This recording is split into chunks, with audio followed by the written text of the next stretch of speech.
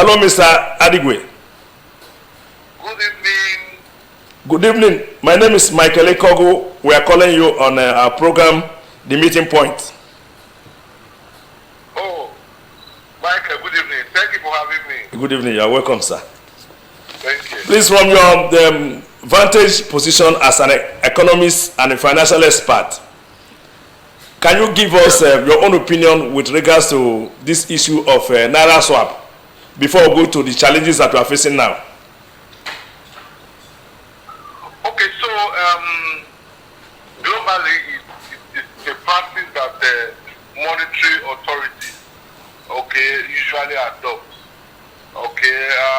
Where you have the monetization or Naira redesign as it is in our own case, it's a tool that is used to fight black money, in the system.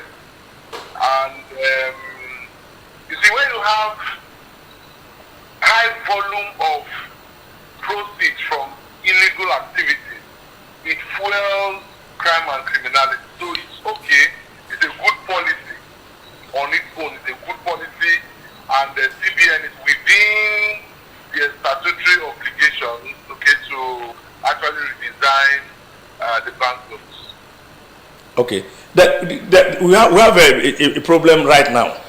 Though the extension of the deadline has been, okay by President Muhammadu Buhari, but the complaint from many Nigerians is that the new Naira note is nowhere to be found. What will you say is responsible for this scarcity of the new Naira notes? Yes, the implementation has been very woeful. Far past December, people like us have been shouting that CBN is actually not coming up with enlightenment program, awareness, and driving people to have a buy-in into the policy. It was like everything was set up to fail, and that's exactly what we've just seen. That as they build up to the deadline, it appears that CBN, even the commercial banks, were not prepared. And if they have not extended the deadline to February 10th, we would have had serious crisis, in our hands, because despite the beauty of migrating from cash economy to cashless economy, we can also not deceive ourselves that our economy is largely driven by cash. So for CBN to be talking about transiting from old notes to new notes on 31st of December, and after 31st of January, I need to say, and after 30th of January, we still have a lot of Nigerians that have not actually turned in their old notes, because the new notes are also not available. So it was actually a policy that is good, but implementation completely woeful. So the extension is a welcome development. It also shows that the monetary authority has realized their mistakes. So probably within this window, 10 days window, which the general public has now to turn in the old notes to banks, and beyond even the 10 days, they still have an additional 7 days grace to turn in the old notes to CBN. So let's now begin to sensitize everyone that is still hanging on to this.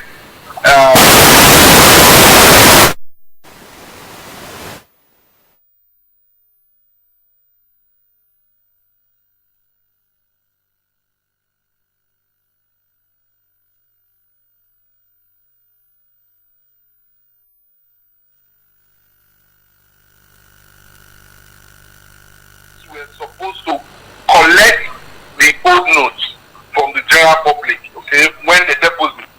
Then go to CBN with the old notes and then exchange with the new notes. Because CBN cannot print money and start distributing to commercial banks. No, there must be a basis. So what you then find was that people didn't really take it so serious because of the low level of awareness. So we find that after 29th of January, banks were still struggling exchange for the new notes.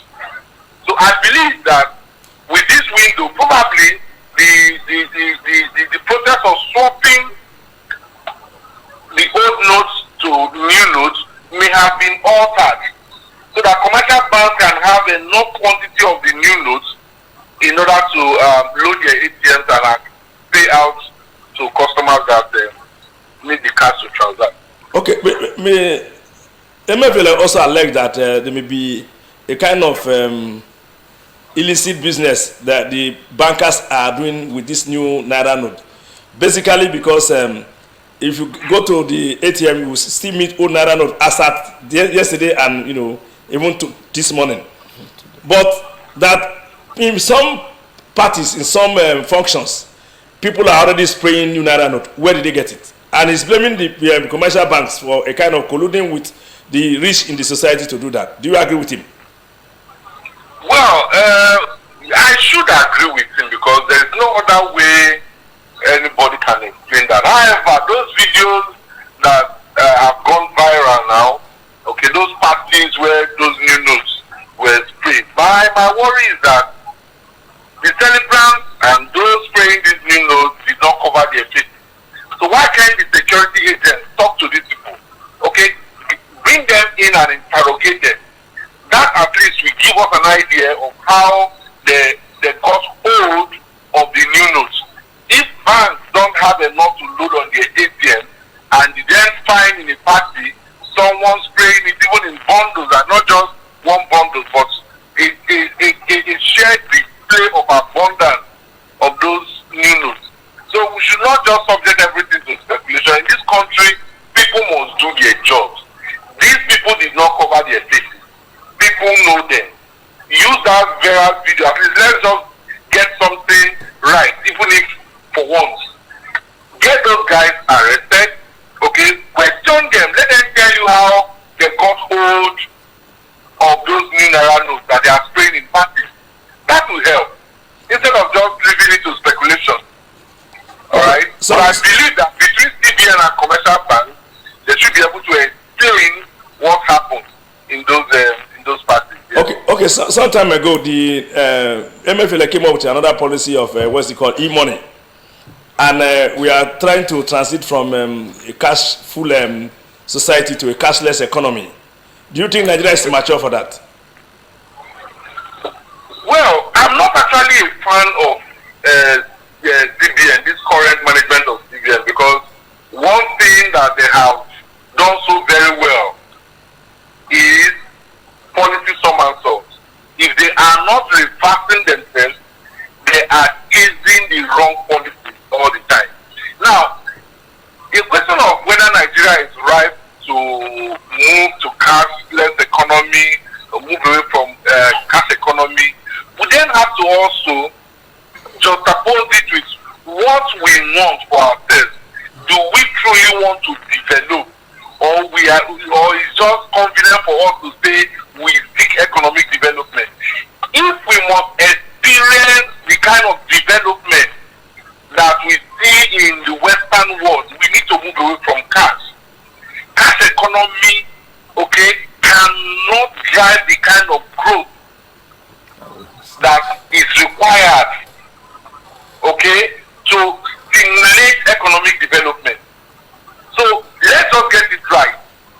Cash economy or cash dependency is not right for us. So, and there is never a time any change will come at no cost. And there is never a time any developmental change will be too early. Okay, rather you'll be saying it should be too late. Let me ask you a question. In the Western world, these are credit economies, which means they've moved away from cash economy a long time ago. They've achieved cashless and now they've moved to credit economy. We regard them as rich nations. Whereas economies that depend on cash and they are predominantly in Africa, they are all poor nations. That tells you that there is something about cash that impedes development. In the center of crime and criminality, corruption or whatever you can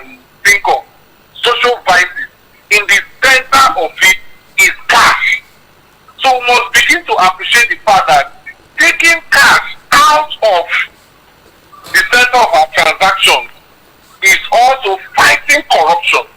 It's also fighting crime.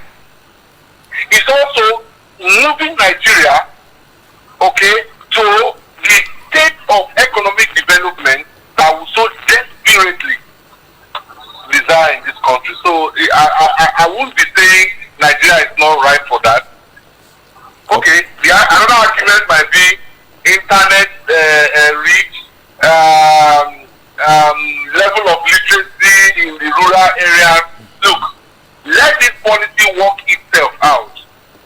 This is a policy that will drive investment, financial investment in all those areas. After all, when GSM was introduced into introduced in Nigeria, there was no smartphones.